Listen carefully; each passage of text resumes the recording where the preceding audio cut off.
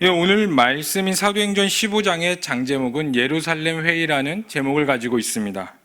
특히 이 15장의 예루살렘 회의는 최초의 기독교 회의였다는 것에 대해서 역사적으로 아주 중요한 의미를 담고 있으며 이제 선교학적으로도 봤을 때에 이 앞으로에 있을 이방 선교에 엄청나게 중요한 결정을 하기 때문에 그 선교학적으로 바울의 회심과 또 고넬료의 회심과 더불어서 이 15장의 예루살렘 회의는 매우 중요한 사건으로 평가되어지고 있습니다.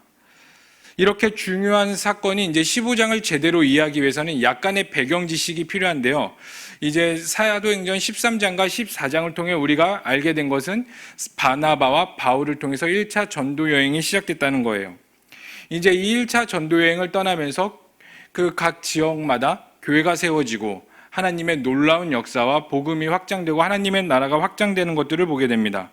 그리고 그 중심에는 바나바와 바울을 파송한 안디옥 교회가 있었고, 그래서 우리가 보기에는 이 안디옥 교회는 매우 건강하고 또 성령의 역사가 일어나며 우리가 봤을 때 아주 이상적인 교회로 보일 수 있습니다. 네, 실제적으로 성령의 역사가 있고 마지막 이 시대에 정말 중요한 선교의 사명을 감당했던 또 롤모델이 되는 교회입니다.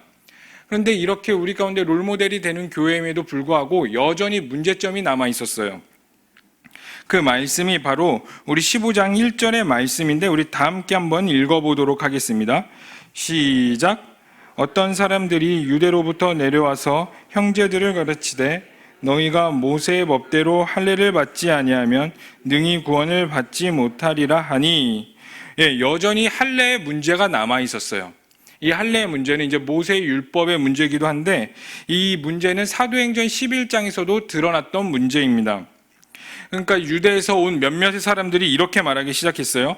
너희가 구원을 받으려면 우리 유대인들처럼 너희가 할례를 받고 모세의 율법을 따라가야지만 구원을 받을 수 있다. 그러니까 이 말을 좀 더 쉽게 풀고 그들의 교리적으로 해석하자면은 오직 구원은 유대인에게만 있고 만약에 이방인 너희가 구원을 받기를 원한다면 유대인들처럼 할례를 받고 모세 율법을 따르는 유대인이 되어야 한다라는 것이에요.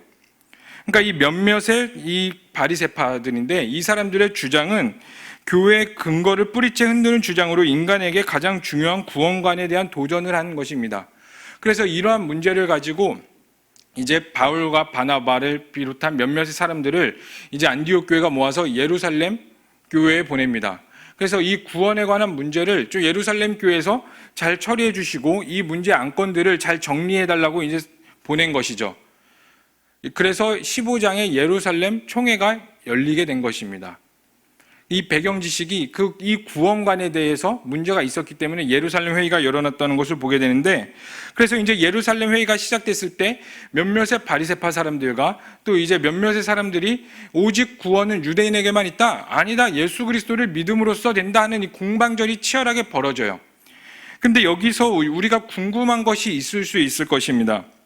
우리가 알기로는 이 유대교에만 구원이 있다고 주장하는 바리새파 사람들은 유대교도들인데 왜 이들이 굳이 교회에 와갖고 자신들의 구원관을 계속 막 전하는 것일까? 이것에 대한 의문점이 있으실 거라 생각이 들어요. 근데 우리 초대교회 상황을 좀 살펴보면요, 초대교회 당시에 모세 율법을 철저히 따랐던 이 바리새파 사람들도 적지 않게 그리스도교를 받아들였습니다. 예수님을 인정했고요, 또 그분을 받아들였는데, 근데 문제가 무엇이냐면 이 바리새파 사람들에게는 여전히 하나님보다, 예수님의 그 십자가보다 그들의 율법이 우선돼 있었던 거예요.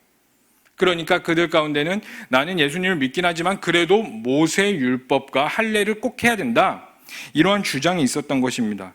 그래서 이 상황을 봤을 때 초대교회 상황은 성령의 역사로서 교회가 세워지지만 여전히 신학적으로 또 교리적으로 체계화가 되지 않은 혼돈의 상황이라고 보시면 되겠습니다. 이런 혼돈의 상황이 이제 예루살렘 회의에서도 이루어지는데, 이제 하나님에게만, 예수 그리스도에만 구원이 있다, 아니다, 율법에 있다, 이런 치열한 공방전이 일어나는 중에 이제 그때 7절을 보시면 많은 변론이 있은 후에라고 말합니다. 그러면서 베드로가 일어나서 이제 말을 하죠. 베드로가 어떤 말을 하냐면 자기가 고넬료에게 복음을 전하는 일과 자신들 그리고 유대인들도 감당하지 못하는 율법이라는 멍에를 이방인들에게 지어주는 것은 하나님을 시험하는 행위라고 말하고 있어요. 그러니까 베드로가 말하는 건 이것입니다.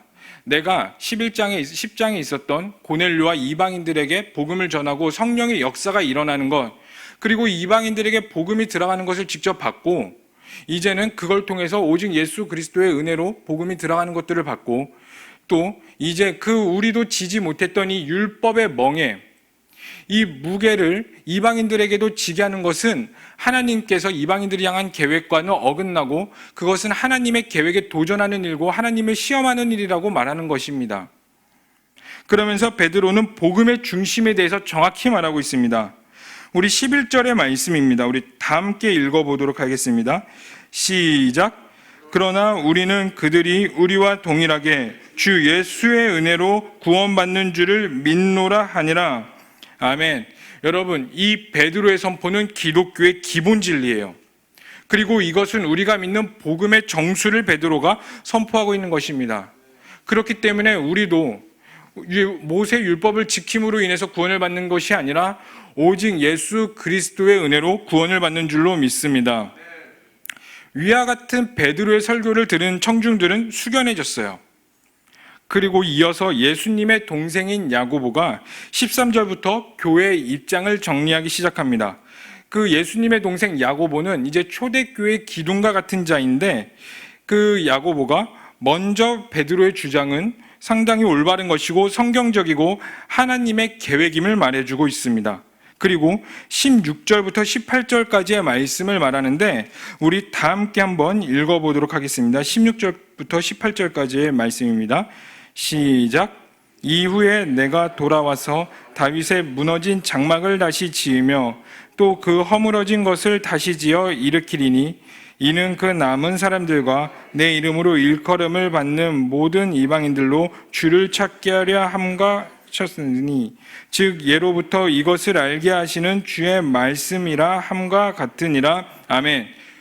이 말씀은 이제 아모스, 구약 성경의 아모스서 9장 11절에서 12절의 말씀으로 다윗의 자손으로 오신 예수님께서 이방인들에게 성령이 임하고 이방인들에게 동일한 구원이 있다는 것, 그것은 하나님의 계획이고 이제 이방인들도 하나님의 나라에 만들어가는데 함께 동참할 수 있다라고 말하는 거예요.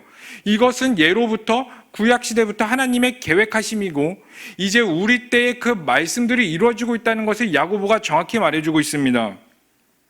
그래서 유대인들에게 더 이상 이방인들을 괴롭히지 말라, 너희가 이제 이 율법이라는 멍에를 가지고 이방인들을 괴롭히지 말라고 명하고 있어요. 그러면서 동시에 야고보는 또 이방 기독교인들에게 몇 가지 규칙들을 부탁하고 있습니다.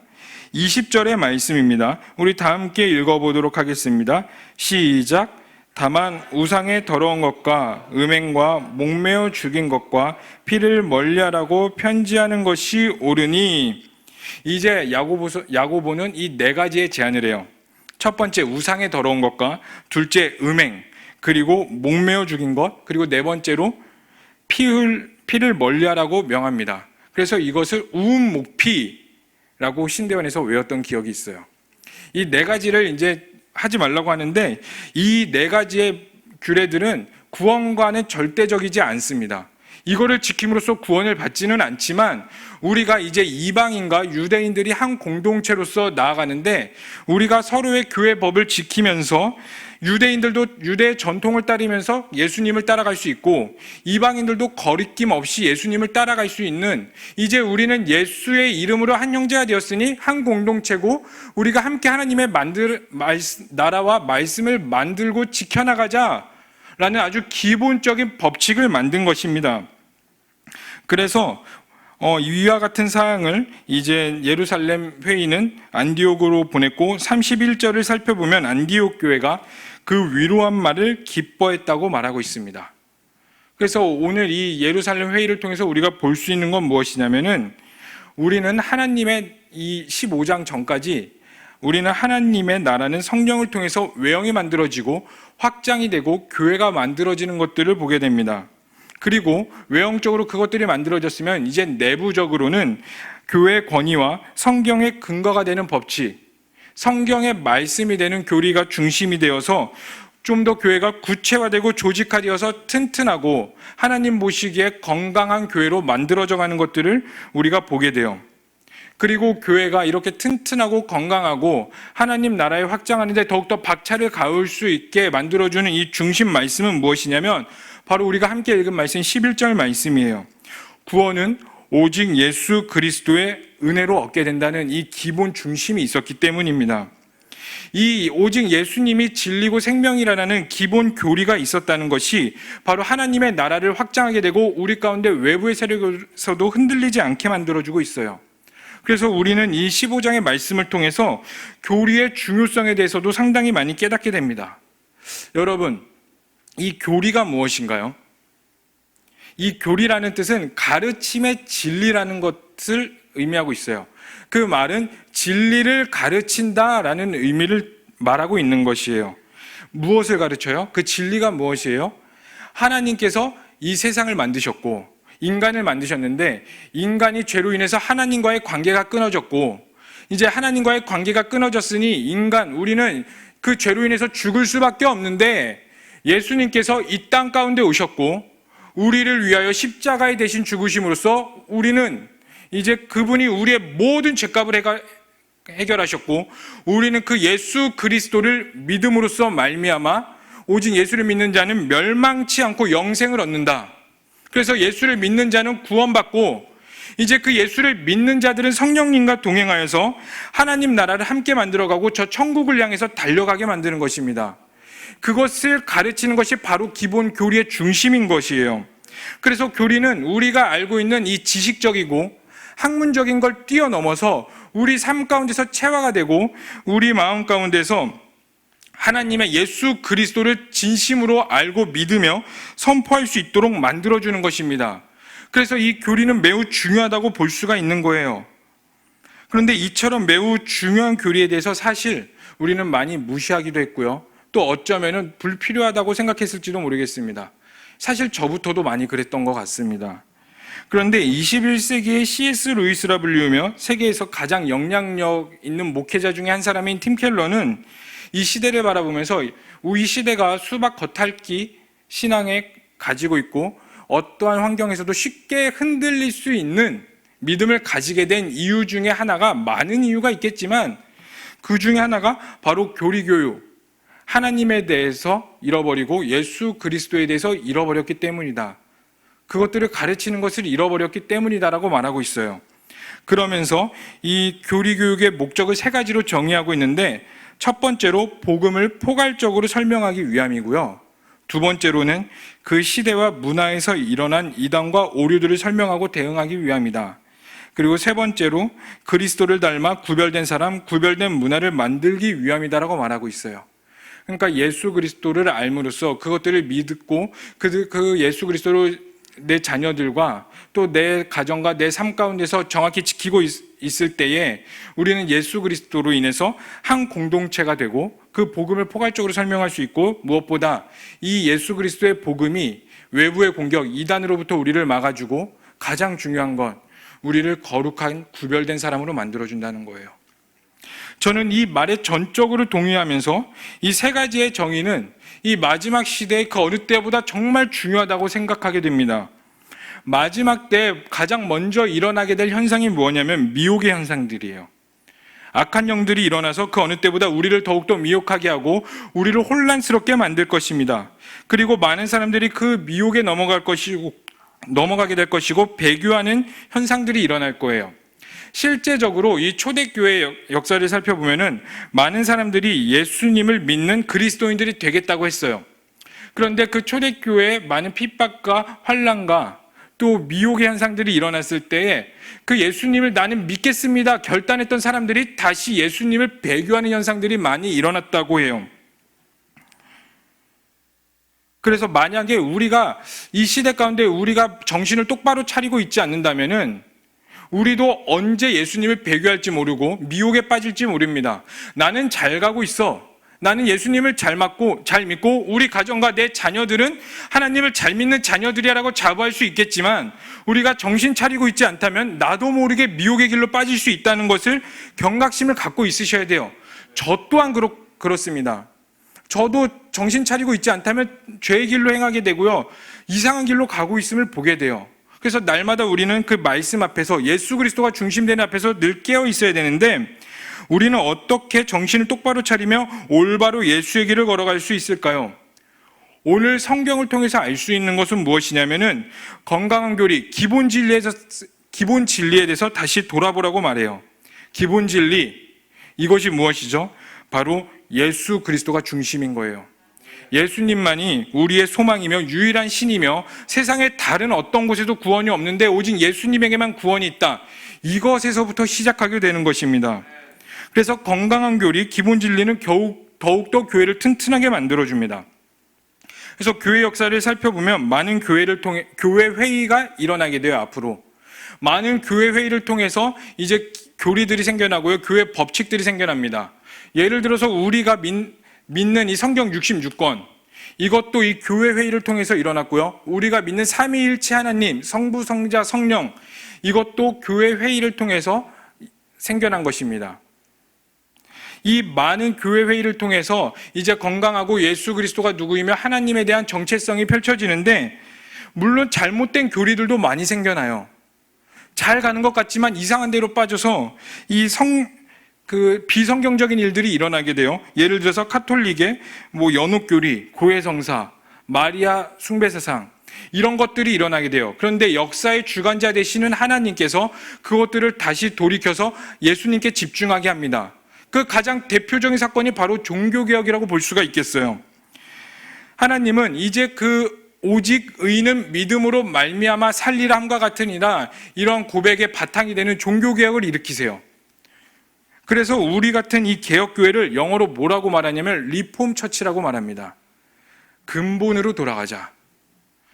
근원으로 돌아가자. 그 근원이 무엇이죠? 바로 예수 그리스도예요. 그래서 우리의 신앙의 밑바탕이 되는 모든 것들은 바로 예수님을 향해서 나가야 되고요.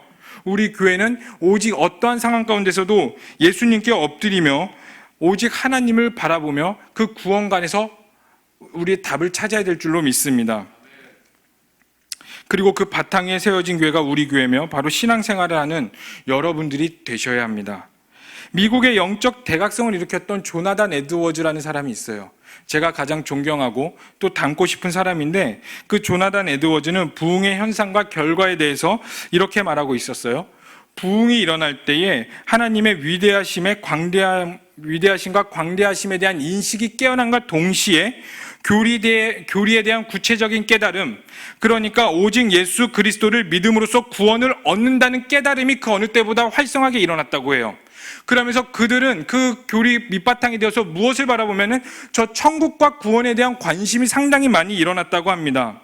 성령의 역사가 일어난과 동시에 성령께서 예수 그리스도의 진리를 깨닫게 하신 것이고 교회는 그것을 믿으며 고백하게 된 것이에요.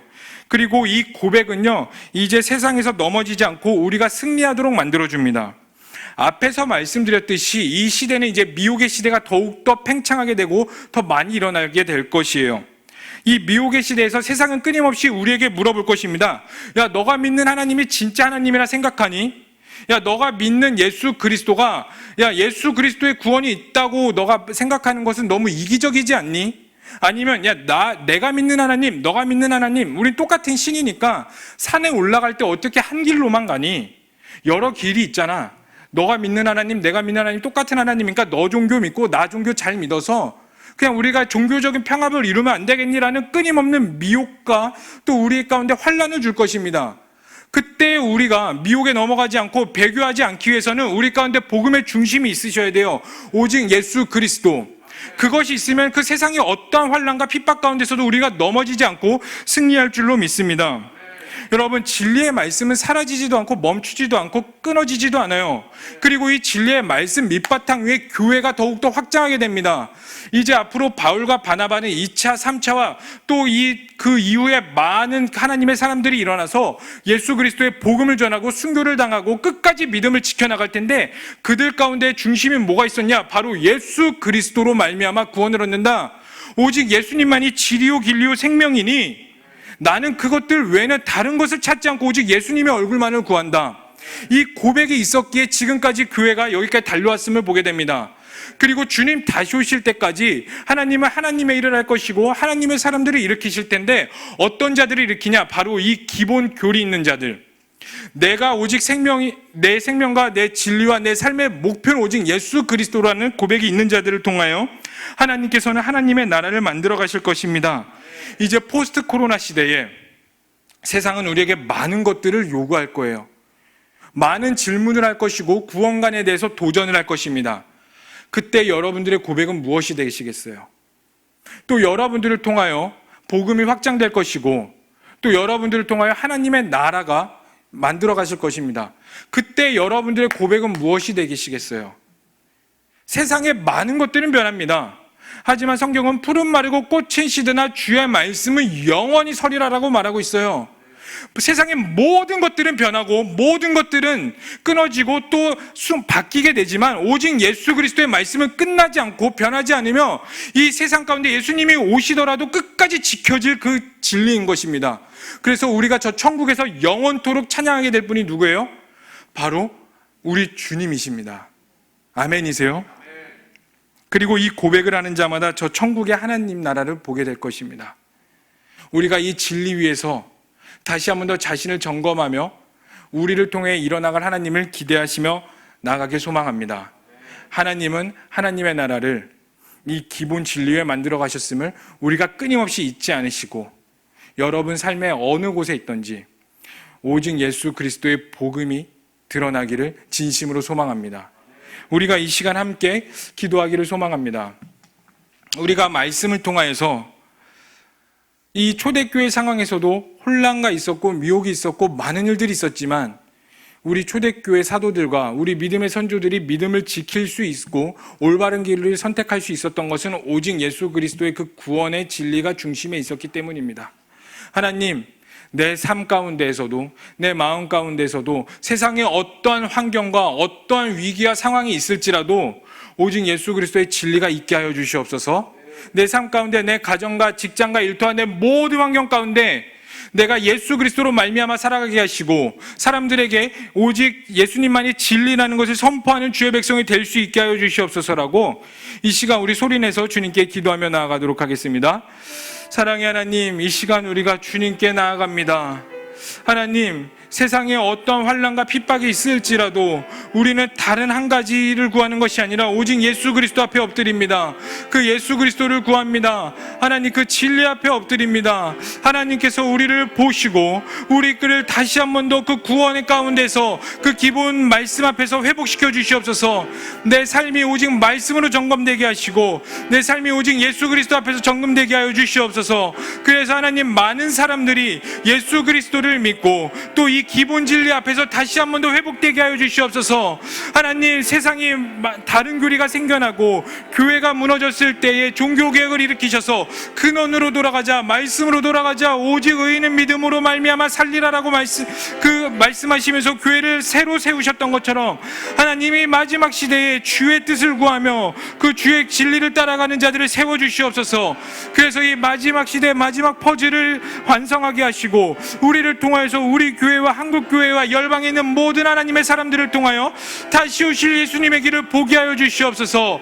하나님의 마음이 있게 하시고 하나님의 비전이 있게 하시고 주님의 뜻을 알게 하여 주시옵소서. 주님만을 바라봅니다. 주님만을 예배합니다. 하나님의 사람들을 일으켜주시고 주님의 뜻을 구하게 하시고 하나님, 우리가 그리해서 이 말씀으로 말미암아 우리가 살아갈 때에 나중에 저 천국에서 우리가 다시 만나게 하시고 영원토록 하나님을 찬양케 하시옵소서. 주님은 예배합니다. 예, 하나님의 나라는 예수님께서 다시 오심으로 완성될 때에 그 예수 그리스도가 중심이 있게 하여 주시옵소서. 하나님, 우리 가운데 더욱더 담대함을 허락하시고 하나님 이 성령으로 말미암아 예수 그리스도가 우리의 진리임을 선포케 하게 하여 주시옵소서.